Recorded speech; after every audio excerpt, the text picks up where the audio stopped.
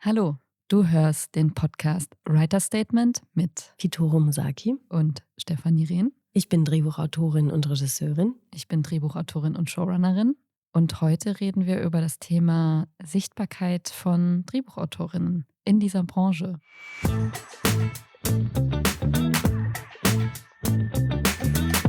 Das ist ein Thema, was mich sehr umtreibt in meiner langen, langen Laufbahn jetzt als Drehbuchautorin. Und es scheint nie aufzuhören, ein Thema zu sein, habe ich das Gefühl. Hast du ein ähnliches Gefühl oder wie siehst du das? Ja, ähnliches gut gesagt. Ich sitze ja auch mit Kolleginnen im Vorstand des Drehbuchverbands und wir sind keine Gewerkschaft, was es ein bisschen schwieriger macht, Forderungen umzusetzen. Aber wir sind ein Verband, der trotzdem die Problematiken anspricht. Und es ist absurd, wirklich absurd, weil egal welches Festival läuft, wir sprechen immer wieder das gleiche Problem an. Wir gehen auf die Seite, checken die Filmtexte, checken die Credits, wir gucken uns die Kataloge an, wir gucken uns die Plakate an. Und es ist ganz absurd, dass diese Filme sich von selbst geschrieben haben, weil es ist sehr oft der Fall, dass DrehbuchautorInnen nicht genannt werden. Und das hört irgendwie nicht auf und ich verstehe oder wir verstehen alle, glaube ich, noch nicht ganz, was da das Problem ist. Vielleicht gibt es da eine einfache Erklärung zu, Warum es nicht aber einfach gemacht wird, meinst du? warum es nicht Warum einfach die gemacht wird. Autorin nicht einfach auch genannt wird? Ja, Ja, ich glaube, ganz wichtig zu sagen ist, warum ist es so problematisch, wenn dieses Gewerk, was sich das alles ausgedacht hat und über viele Jahre mit Schweiß und Herzblut geschrieben hat, wenn die nicht genannt werden. Das Problem daran ist, dass wenn du nicht weißt, diese Serie wurde von der Autorin XY kreiert, geschrieben, sondern da steht dann einfach nur eine Serie von und dann steht da die Regie, dass du nicht weißt, wer das gemacht hat tatsächlich, also wer es tatsächlich geschrieben hat und diese Person dann auch gar nicht auf dem Schirm hast. Und das ist für uns ja die Währung in dieser Branche, dass Credits genannt werden, dass wir wissen, wer hat das gemacht und die Leute, von denen wir wissen, die das und das gemacht haben, die werden dann für die nächsten Aufträge angefragt. Das heißt, wenn wir nicht genannt werden, bekommen wir nicht die Sichtbarkeit im Sinne von, wir verschwinden sowohl bei Auftragsanfragen als auch tatsächlich, dir geht einfach auch dein Geld durch die Lappen. Also es ist so richtig, VG-Wortanteile meinst du? zum Beispiel, ja. Und das ist einfach richtig krass, dass es ist wirklich ein ernsthaftes Problem, wenn man nicht genannt wird, weil es ist wie unsere Visitenkarte, diese Credits, dass wir für das, was wir gemacht haben, nicht wir wollen nicht gefeiert und bejubelt werden, darum geht es nicht, sondern die Leute müssen wissen, wer es tatsächlich gemacht hat, damit man dann eben sagen kann: „Du hast diese Kenntnis, du hast diese Erfahrung, du hast diese tolle Serie, die ich ganz wunderbar fand, geschrieben. Ja, genau so was will ich auch machen, dann frage ich dich an.“ Aber die Person denkt vielleicht, die Regie hat alles gemacht, dann hole ich mir die Regie ins Boot.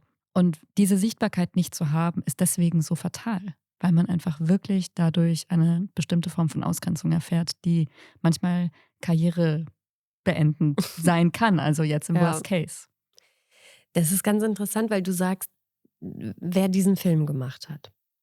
Und wir wissen ja alle, dass so ein Film, Serie, egal was als Film am Ende endet, ob Werbung, Musikvideo oder sonst was, dass das alles ein Team braucht. Und es sind meistens 20, 30, 40, können auch 100 Leute sein.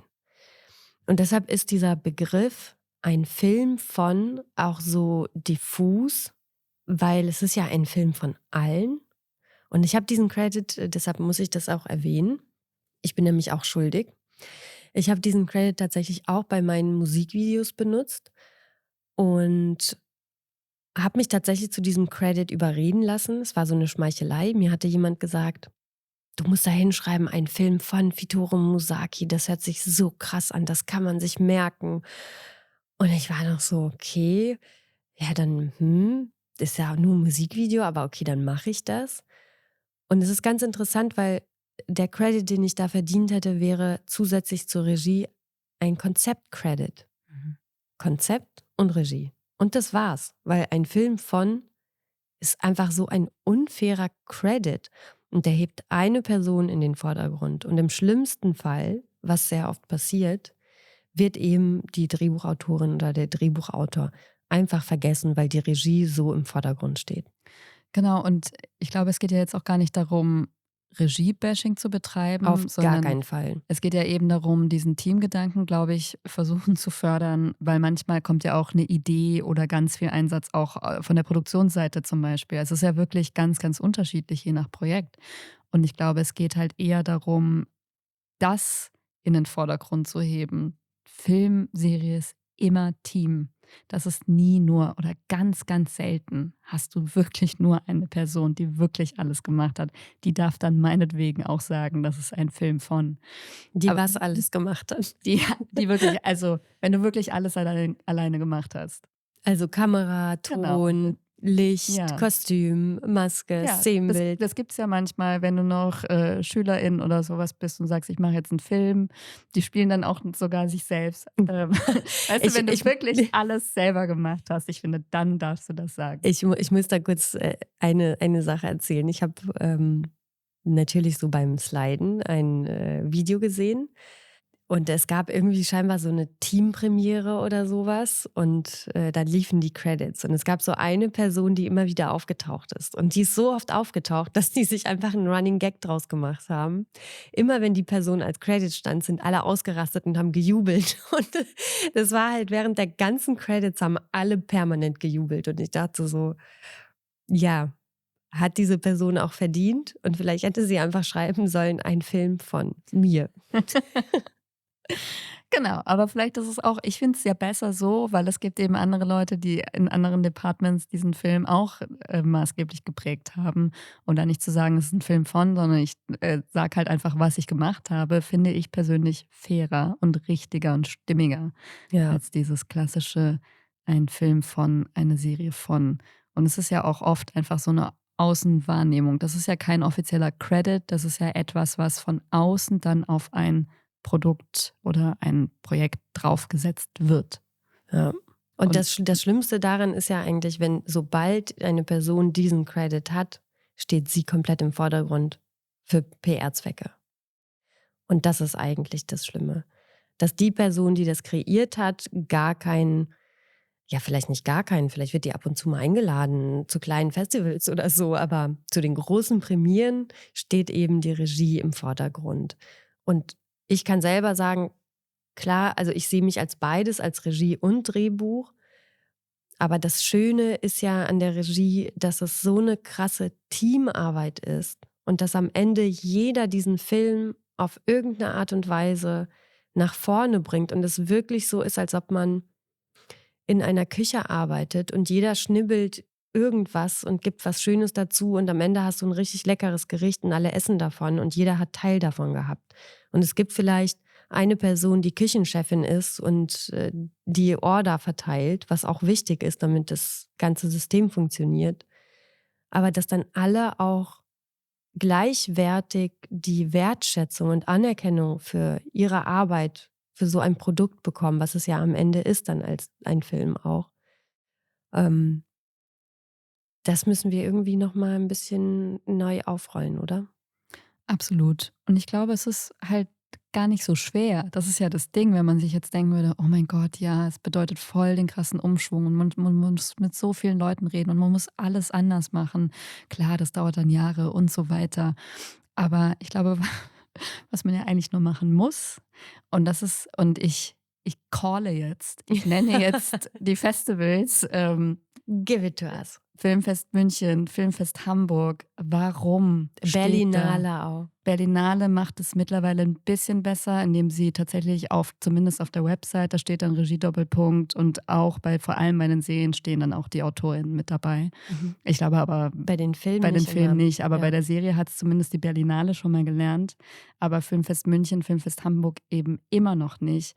Eine Serie, die Showrunner hat, die Creator hat, die Headwriter hat, die AutorInnen haben, die das alles so lange entwickelt, geschrieben, die Vision in die Welt gebracht hat. Und dann kommt irgendwann später die Regie rein, mehrere Regiepositionen, die machen 2, 3, inszenieren 2, 3 Episoden bei diesen Filmfestivals, und es gibt mehrere davon, aber das sind jetzt so die großen in Deutschland, die das immer noch machen, steht dann aber trotzdem eine Serie von, und dann stehen da die 2, 3 Regiepersonen. Und alle, die sich das ausgedacht haben, die Show gerannt haben, die stehen da nicht. Die stehen dann irgendwo weit, weit unten in einem Wust von, da scrollt eh niemand mehr hin.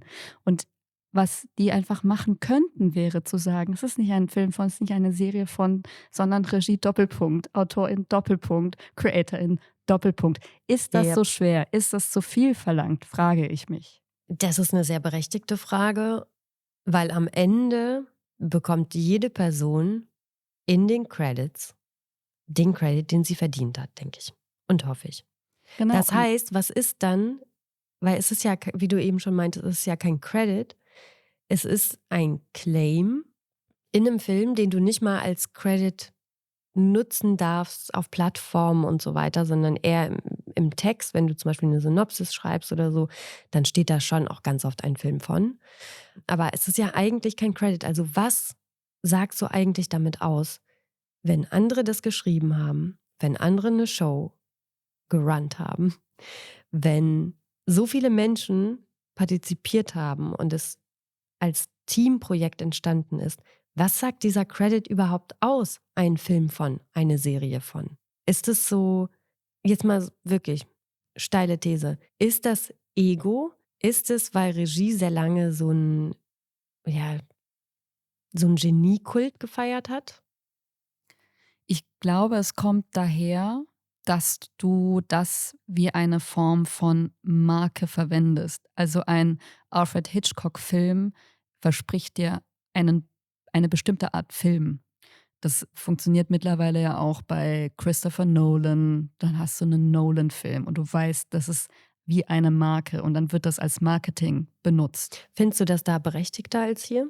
Also im amerikanischen Raum, wenn es Ich eben so Kultfiguren sind Genau, aus der ich sage, Filmszene. aus der Marketing-Sicht verstehe ich das total und ich finde, dann muss man es als solches auch behandeln.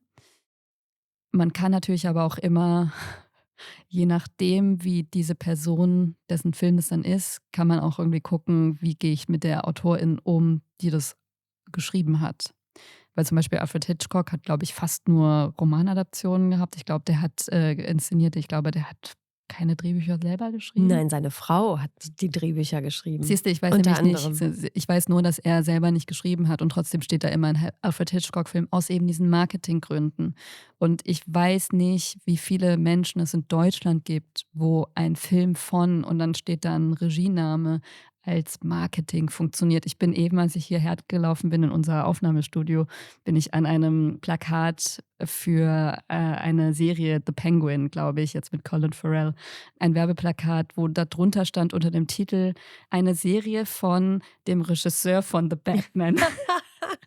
Geil. Weil anscheinend niemand seinen Namen kennt. Aber das hat halt Marketingzwecke. Wenn ich weiß, dass es der The Batman gemacht hat, dann kriegt er vielleicht das mit dem Penguin, der in dieser Batman-Welt spielt, auch hin. Bist du jetzt gehuckt? Willst du den sehen? Genau, und dann hast du da, also ich nicht, aber ich fand, The Batman war nicht meins.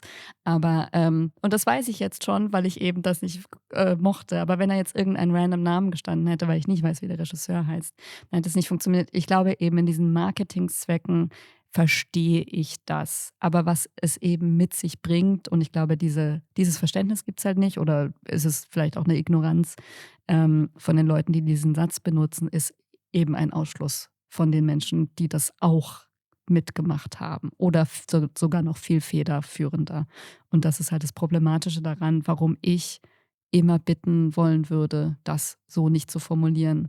Ich bin ja auch Mitglied bei Konrad 18 und da ist es ein Teilaspekt von 6 Punkten. Also Kontrakt 18 war ein Zusammenschluss im Jahr 2018 von AutorInnen, die eben bestimmte Grundrechte für sich eingefordert haben in 6 Punkten, wo es eben darum ging, dass wir auch sichtbar werden. Zum Beispiel eben genannt werden müssen in Pressemitteilungen, eingeladen werden müssen zu Premieren und so weiter. Und ein Teilaspekt dessen ist tatsächlich, dass der Credit in Anführungszeichen, ein Film von, eine Serie von nicht vergeben werden darf. Und ich finde das sehr richtig. Ja. Es sollten alle nach den Kontrakt 18 Punkten arbeiten. Das würde die Sichtbarkeit von AutorInnen schützen und auch in wirklich einer sehr smarten Form die Credits. Ja. Wenn wir schon mal bei Credits sind, ich habe ein paar Mal mitbekommen, dass Regie am Set, also klar, wir kennen das, Regiefassung schreiben in Absprache, abgenommene Regiefassung schreiben, ohne dass jemand das weiß und mit der Regiefassung am Set auftauchen und die verteilen und Drehbuch erfährt das erst nach dem Schnitt und so. Also es gibt ja unzählige Geschichten, die unfassbar absurd klingen, aber wahr sind tatsächlich. Aber was ich sehr interessant finde, ist, es gibt eine klare Credit-Verteilung. Drehbuch ist Drehbuch, hat das Drehbuch geschrieben, hat das Konzept vielleicht noch überarbeitet und hat eben Stoff geliefert. Regie macht die Arbeit am Set und natürlich Pre-Production und Post-Production. Was ich öfter gehört habe, ist, dass Regie am Set steht und Text dazu dichtet oder Text weglässt und dann einen Writer's Credit für sich claimt. Hast du das auch mal mitbekommen? Nee, hast es noch nie gehört, wirklich. Also sowas, das kennt man ja, also täglich, täglich. Klar, also es fängt ja schon dabei an, dass du sagst, es ist ja eigentlich klar geregelt, Drehbuch macht Drehbuch und Regie macht Regie. Das Schlimme in Deutschland, und ich finde es wirklich schlimm, ist, dass es eben nicht geregelt ist. Es gibt andere Länder, zum Beispiel eben USA, um ein großes Beispiel zu nennen, die haben vertragliche Regelungen, wer tatsächlich zum Beispiel Autorin sich nennen darf von einem Drehbuch. Du musst mindestens 50% von einem originären Drehbuch geschrieben haben, geschrieben, damit du einen Drehbuchcredit bekommst. Oder mindestens, ich glaube, 33% von einem Drehbuch, was du überarbeitest, adaptierst oder was auch immer, um einen Drehbuchcredit. Also sagen wir mal, mindestens 33% musst du von einem Drehbuch geschrieben haben, damit du überhaupt einen Drehbuchcredit bekommst.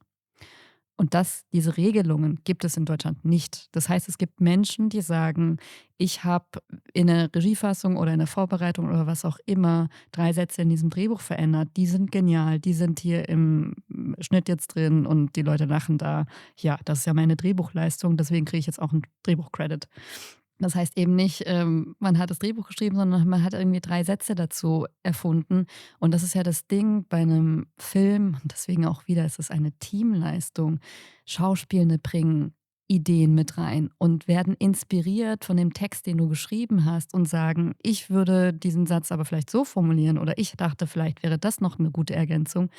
Sind die jetzt auch Drehbuchautorin? Nee, die machen ihren Job sehr gut. Ja, ja, es kriegt jetzt jede Person, die irgendwas am Text ändert, einen Writer's Credit und dann haben wir einfach 30 Leute, die das Drehbuch geschrieben haben. Genau, und das ist interessant, dass du das sagst, weil ein Freund von mir, mit dem ich auch zusammen schreibe viel, der kommt aus der Musikindustrie, der war Songwriter, hat Texte geschrieben und da war auch dieser Kampf so riesig um diese Songcredits, wer hat jetzt was geschrieben, dass die sich irgendwann darauf geeinigt haben in der Musikbranche, wenn du ein Wort beigesteuert hast zum Song, dann kriegst du einen Songwriting-Credit. Ein Wort. Ein Wort. Du musst mindestens ein Wort beisteuern, dann kriegst du einen Songwriting-Credit, weil eben, ich meine, klar, in so einem Song gibt es manchmal gar nicht so viele Worte.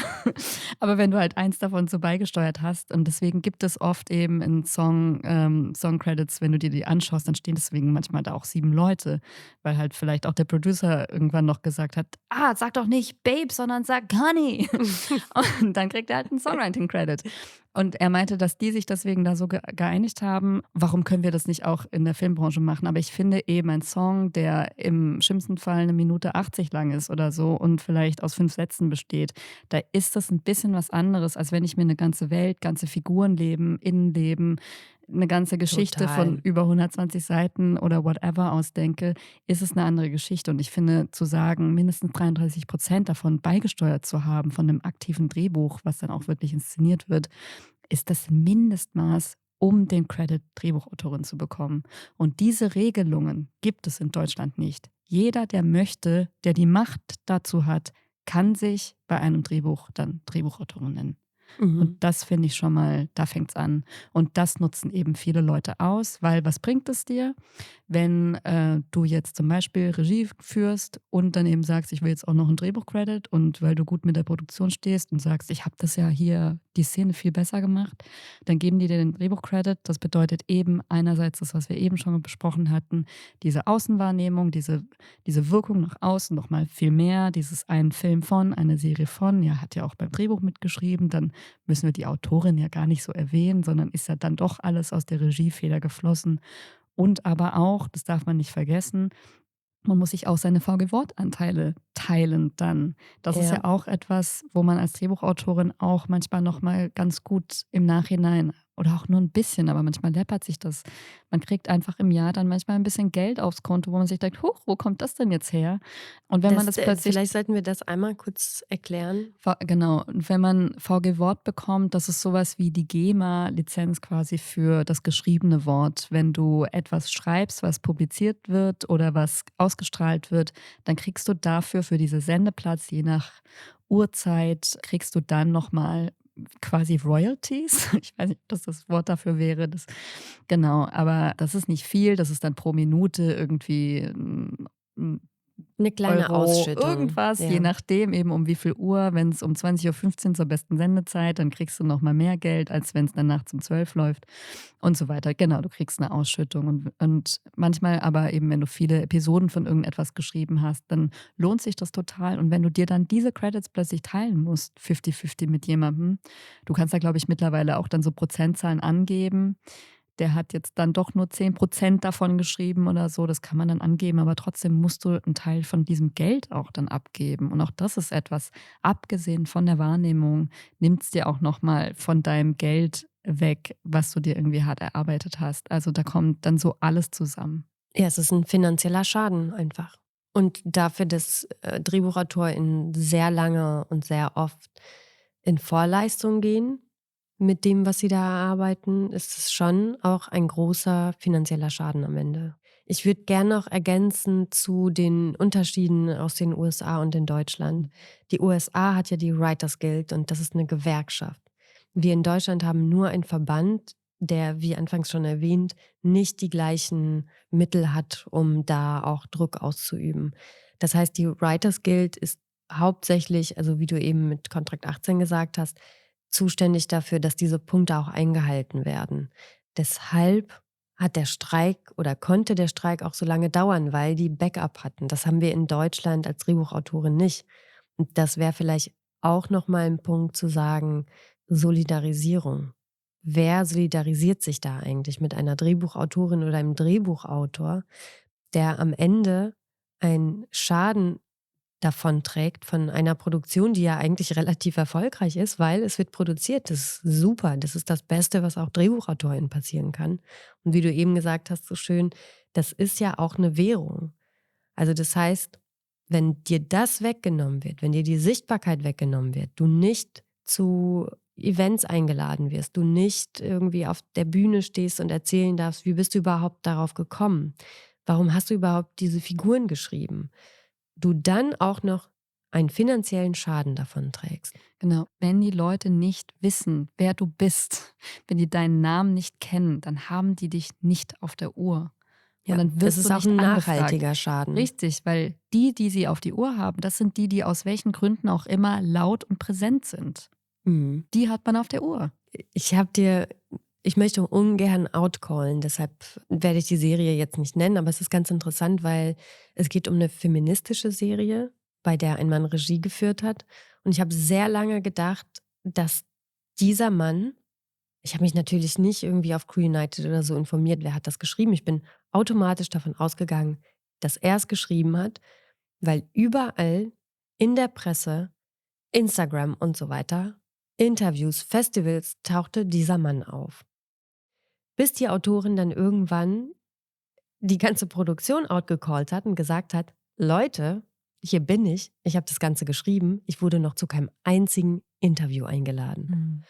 Und das fand ich so krass, weil ich die ganze Zeit davon ausgegangen bin, dieser Mann hat diese Serie geschrieben. Krass, supergut. Aber ja, es ist eine ganz schlimme Geschichte aus den Gründen, die wir gerade genannt haben, schlimm, aber seriously, das ist Daily Business. Das ist ganz normal. Das ist das, was jeden Tag passiert, so vielen AutorInnen, die eben nicht laut und nicht präsent sind. Was ist der Standard-Drehbuchautor, die Standard-Drehbuchautorin in unseren Köpfen? Wie sehen die aus? Wie sind die so vom Wesen her? Die sind wahrscheinlich nicht laut und wahrscheinlich nicht präsent. Die sind wahrscheinlich Ja. zurückgezogen, wollen niemandem auf die Füße treten und denken sich irgendwie, ich darf froh sein, dass ich es überhaupt machen durfte. So, ne? Also so war ich am Anfang meiner Karriere.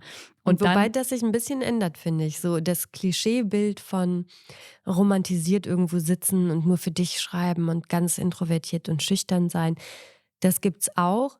Ich glaube aber, was passiert bei Filmproduktionen, ist, dass du ganz am Anfang der Kette bist und bis die Produktion ganz am Ende der Kette angekommen ist und fertig produziert wurde, bist du halt sowas von in der Vergangenheit und vergessen. Es denkt einfach niemand mehr an dich. ja.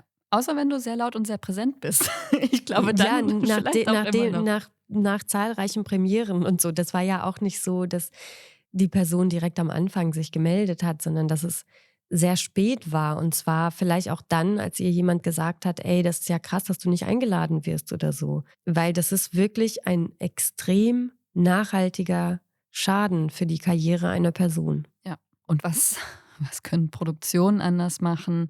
Ja, oder vielleicht auch, was kannst du als Autorin anders Ja, machen? also du als Autorin, und das ist ja das Ding, natürlich ist der Wunsch, dass andere besser werden und lernen. Davon kann man halt nicht ausgehen, dafür kann man versuchen, Dinge zu verändern. Aber was man ja immer ändern kann, ist, wie man selber mit Sachen umgeht. Was ich mittlerweile mache, weil ich diese ganzen Erfahrungen, die du gerade geschildert hast, leider selber auch gemacht haben musste. Ich lasse mir alles in den Vertrag reinschreiben. Da steht drin, dass es eben nicht ein Film von, eine Serie von heißen darf. Da steht drin, dass ich eingeladen werden muss zu Premieren, zu Schnittsichtungen, dass ich genannt werden muss in Pressemitteilungen. Und wenn es dann nicht passiert, und manchmal passiert es nicht, aus welchen Gründen auch immer, dass ich dann eben früher hätte ich mir dann gedacht, ach ja, ist jetzt blöd, kann man jetzt nichts machen. Das stimmt nicht. Du kannst immer was machen. Ich rufe mittlerweile die Leute an und sage, ja, voll blöd, aber da habt ihr mich wohl vergessen, oder? Wie ist Mhm. das denn passiert? Huch, ja, ups. Also die Forderung auch angehen und der Konfrontation nicht aus dem Weg gehen. Es muss ja keine bösartige Ganz genau. Konfrontation Also das habe sein. ich auch gelernt. Du darfst jetzt nicht, also deswegen, wenn du weit kommen willst, dann vielleicht nicht unbedingt jemanden wütend anrufen oder wütend eine E-Mail schreiben, sondern immer erstmal davon ausgehen, es war ein Versehen, weil es steht ja auch im Vertrag und so, ist bestimmt alles irgendwie nicht böse gemeint und irgendwem irgendwas durchgerutscht. Deswegen erstmal davon ausgehen, es war ein Versehen und niemand meint irgendwas böse und einfach mal nachfragen, aber hoffentlich auch sehr schnell nachfragen und sagen, das ist gerade blöd gelaufen, das ist nicht richtig, das ist nicht so, wie es abgesprochen war. Woran liegt das? Und lass uns das bitte sofort ändern. Und ich glaube, das ist wichtig. Und auch wenn man mitkriegt, habe ich auch schon gehört, die Premiere vom eigenen Werk findet statt und die Autorin wird nicht eingeladen. What the fuck? Und erfährt das wahrscheinlich auch noch erst später. Das habe Richtig ich auch und schon mitbekommen. richtig. Und dass man, versucht, sich umzuhören. Und wenn man irgendwie mitkriegt: „Hä, wie? Du gehst zur Premiere?“ Und also, sobald man irgendwie merkt: „Das ist jetzt aber komisch, dass ich bei etwas nicht eingeladen bin“, sich dann nicht denken: „Oh ja, dann ist das was Besonderes und die wollen mich da nicht da haben“, sondern wirklich einfach nachfragen und sagen: „Ich habe gehört, dass die Premiere ihr habt bestimmt vergessen, mich einzuladen oder was ist das für Mhm. eine Veranstaltung?“ Also, einfach nachfragen, nachhaken und aber auch sich vorab absichern, dass es im besten Fall überhaupt nicht dazu kommt. Meine Erfahrung, deswegen meinte ich auch am Eingangs, it's a never ending story, weil es immer wieder, wie du sagst, Autorin steht einfach am Anfang, rutscht durch, die Leute vergessen dich und deswegen ist es dann aus den Augen, aus dem Sinn. Es ist nicht böse gemeint, aber es passiert einfach weiterhin, auch selbst wenn es vertraglich geregelt ist. Also das ist das, was AutorInnen tun können. Und wenn du dich fragst, wie kann ich denn gut meinen Vertrag verhandeln? Wie kann ich das da denn da alles reinschreiben? Es gibt eine Folge, da besprechen wir genau das. Wie kannst du gut in Verhandlungen reingehen? Wie kannst du dir einen guten Vertrag rausschlagen? Dann hör doch da auch noch mal rein. Ich habe tatsächlich auch noch einen Tipp zu, wie gehst du mit der ganzen Sache um, wenn dein Drehbuch genommen wird und es weitergeht und es nicht mehr in der Schublade liegt. Was ich total wichtig finde, ist, in the loop zu bleiben Mhm. und dich nicht verdrängen zu lassen. Das geht natürlich einfacher, wenn du das vertraglich festgelegt hast. Bei uns geht das einfacher, weil wir sind einfach in der privilegierten Position, das muss ich jetzt einfach so sagen, wir haben eine Agentur. Das heißt, das kann über die Agentur laufen. Wenn AutorInnen aber noch keine Agentur haben, ist es noch schwieriger, da in the loop zu bleiben und sich nicht verdrängen zu lassen. Und da ein gutes Mittel zu finden und auch ganz offen die Ängste anzusprechen. Nicht zu sagen, oh, ich habe Angst, sondern eher zu sagen, du, ich wäre gern auch in den weiteren Mails mit dabei und auch hartnäckig dabei zu bleiben. Weil du wirst genauso hartnäckig dann auch aus dem ganzen Prozess verdrängt. Und was ganz wichtig für mich auch immer war, mit Leuten darüber sprechen. Also wenn du merkst, ich habe irgendwie das Gefühl, ich verliere die Kontrolle komplett. Ich weiß nicht, ob es irgendwie nur mein Gefühl ist oder meine Ängste. Ich weiß nicht, wie ich damit umgehen soll. Oder du merkst, es passiert tatsächlich eine Ungerechtigkeit und jemand hat eine Regiefassung geschrieben und hat nicht mit dir darüber gesprochen, dass du jemanden anrufst und sagst, was kann ich tun? Hast du einen Tipp für mich? Hattest du schon mal die Situation? Es gibt verschiedene Stellen, wo du anrufen kannst. Du kannst auch einfach befreundete Produzentinnen anrufen und das anonym erzählen. Es geht ja gar nicht um Gossip, aber dass du dir zumindest Hilfe von außen holst. Und was Festivals machen sollten, auf jeden Fall, ist wirklich eine faire Creditverteilung. Und dazu zählt eben auch zu deklarieren, wo hat die Geschichte angefangen. Und die hat angefangen, als eine Drehbuchautorin oder ein Drehbuchautor da saß und vielleicht romantisch irgendwo vor einem Fenster geschrieben hat und einen Kaffee getrunken hat mit Hafermilch und was weiß ich was und diese Geschichte aufgeschrieben hat. Und das finde ich nicht nur fair und wertschätzend, sondern das finde ich auch einfach, das ist eine Sache, die ungefragt sein muss. Die muss einfach passieren. Ja, da würde ich auch die Produktion in Verantwortung nehmen, weil am Ende geht es ja auch viel dann darum, wie wird das Ding am Ende nach außen getragen. Ich glaube zu wissen, dass man das auch ganz gut steuern kann. Dass man sagen kann, das ist eine Serie, die hat diese Person geschrieben, die hat diese Person inszeniert und es ist ganz wichtig, dass das auch so genannt wird. Genauso wie Ihnen sehr wichtig auch sein wird, dass sie als Produktionsfirma genannt wird. Richtig. Ja. Genau. Und ich glaube, dass natürlich man auch die ganzen, Seiten in Verantwortung nehmen kann, die das auch dann so schreiben und drucken und diese Formulierung immer wieder verwenden und die AutorInnen vergessen. Aber ich glaube, wenn im Vorfeld da schon eine bestimmte Form von ein Highlight darauf gesetzt wird: „Hier ist uns wichtig, dass ihr diese 3 Personen auch nennt oder diese Mhm. 5 oder diese 10 oder whatever." Und Die Frage ist ja, muss das wirklich so gesagt ich werden oder glaube, an diesem Punkt, geben ja. die's gar nicht weiter? Weil, ne, du schreibst eine Synopsis oder eine Kurzbeschreibung oder eine Inhaltsbeschreibung, wie auch immer, über einen Film. Schreibst du dann da nur Regie rein oder Buch? Weil am Ende ist das auch sehr viel Zeit geschuldet, weil du musst, wenn du auf Festivals läufst und so weiter oder wenn du auch Presse machst, das ist ja auch sehr viel Arbeit, das zu machen. Die Frage ist dann für mich auch so ein bisschen: Geht das da unter oder schreiben die Produktionsfirmen absichtlich nur Regie rein? Weil es ist klar, dass die Festivals auch sagen könnten, wir möchten eure gesamten Credits und dann eben die Credits rausnehmen, die sie brauchen. Wenn ich aber einen Text lese, es lief ein Beitrag von einem, oder doch, es war ein Beitrag über einen Kurzfilm, den ein Kollege von mir geschrieben hatte. Und in der Beschreibung stand nur die Regie und der Lebenslauf der Regie. Und ich war so, hat das jetzt die Redaktion geschrieben oder hat das die Produktionsfirma so abgeschickt? Und hat gesagt, äh, Regie kommt von da und daher und hat diesen tollen, wunderbaren Film gemacht und so weiter. Ich sag mal so, ich kriege das ja jetzt gerade so ein bisschen mit, dadurch, dass ich zum ersten Mal in der Showrunning-Position bin, die einfach auch noch in Deutschland so sehr ein unbeschriebenes Blatt ist. Jeder kann sich so nennen und niemand weiß so richtig, was es eigentlich bedeutet und jeder legt so für sich aus, wie er das so für richtig hält. Der Drehbuchverband hat ein Serienpaper dazu rausgegeben, wo Beschreibungen drinsteht. Kurze Info. Und, ja, es müssen mehr Leute sich das anschauen, weil jeder das so für sich auslegt, wie das für ihn gut ist. Und dadurch, dass ich jetzt sage, ich will jetzt hier Showrunnerin sein, heißt es noch lange nicht, dass Leute wissen, was bedeutet das eigentlich auch. Ich hatte jetzt eine Situation, wo es tatsächlich um eine Pressemitteilung ging, wo dann die Pressestelle gesagt hat: „Wir kennen den Begriff nicht, deswegen schreiben wir ihn nicht." Wo dann ich gefragt wurde: ist das okay für dich, Steffi?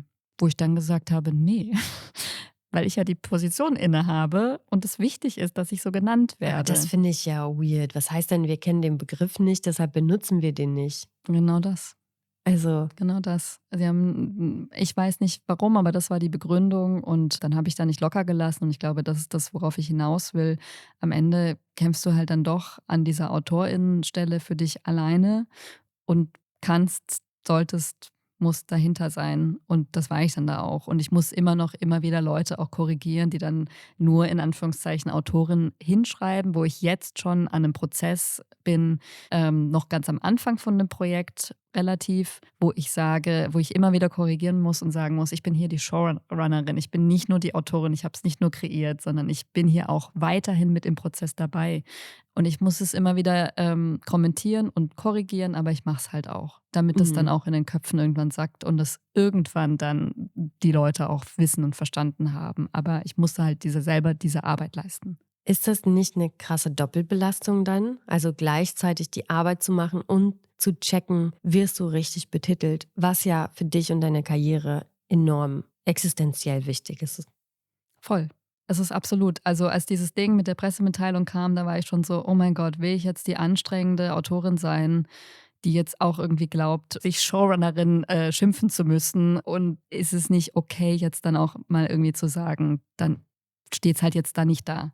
Wo ich dann gesagt habe, nee, wie du sagst, das ist für mich ein Karriereschritt. Das ist das, was ich immer machen wollte. Und ich begleite dieses Projekt auch wirklich von Anfang bis Ende auf Augenhöhe mit Regie, mit Produktion, mit Redaktion, teilweise federführend und wirklich, die wirklich als einzige von Anfang, von der ersten Idee bis dann zum Schluss mit dabei sein wird. Und das ist einfach das, was ich mache. Und dann muss ich auch so genannt werden. Und ja, es ist eine Mehrfachbelastung. Und es ist immer leichter zu sagen, dann gehe ich nicht in diese Konflikte rein. Aber mich hat es halt gelehrt, dass ich dann am Ende frustrierter bin, als wenn ich einmal in diese blöde Situation reingehe und immer wieder das muss, bis es sich dann irgendwann auch in die Köpfe gesetzt hat und es dann auch sich etabliert hat. Und dann ist es danach dann leichter. Ja. Ich finde das total toll, dass du diese Erfahrung jetzt mit uns teilen konntest und hoffentlich auch mehr Leute davon was mitnehmen, weil es ist schon so, wenn dir diese Sichtbarkeit genommen wird im laufenden Prozess und deine Serie wird gestreamt und dein Film wird gezeigt, dann wird die Sichtbarkeit von AutorInnen einfach im Keim erstickt. Und das bedeutet eben alles das, was wir eben genannt haben. Du wirst nicht zu Interviews eingeladen, du wirst nicht zu Premierenfeiern eingeladen, du wirst auf Plakaten vergessen. Du existierst sozusagen fast nicht und das heißt, du kannst dich schwerer etablieren. Und es wäre doch schön, wenn das AutorInnen einfach ermöglicht werden würde. Das wäre das Mindeste, würde ich sagen. Ja. Und wie gesagt, ich glaube, es ist wirklich nicht schwer. Schreibt's einfach mit dazu. Wir brauchen nicht mal ein Bitte dafür, ne? Schreib's dazu. Nee. Ja, ich hoffe, dass wir damit mit dieser Folge Sichtbarkeit für AutorInnen auch für Sichtbarkeit sorgen. Und schreibt uns gerne in die Kommentare rein, was habt ihr für Erfahrungen gemacht? Was habt ihr für Ideen? Wie könnten Produktionsfirmen oder AutorInnen selbst damit umgehen mit der Problematik? Und unterstützt euch einfach gegenseitig. Unbedingt. Solidarität gerne auf unserer Instagram-Seite writerstatement_podcast oder auch als E-Mail an uns post@writerstatement.de. Und wenn euch gefallen hat, was ihr gehört habt, dann gebt uns auch ganz gerne ein Like. Vielen Dank, Steffi. Danke, Vitore. Bis bald.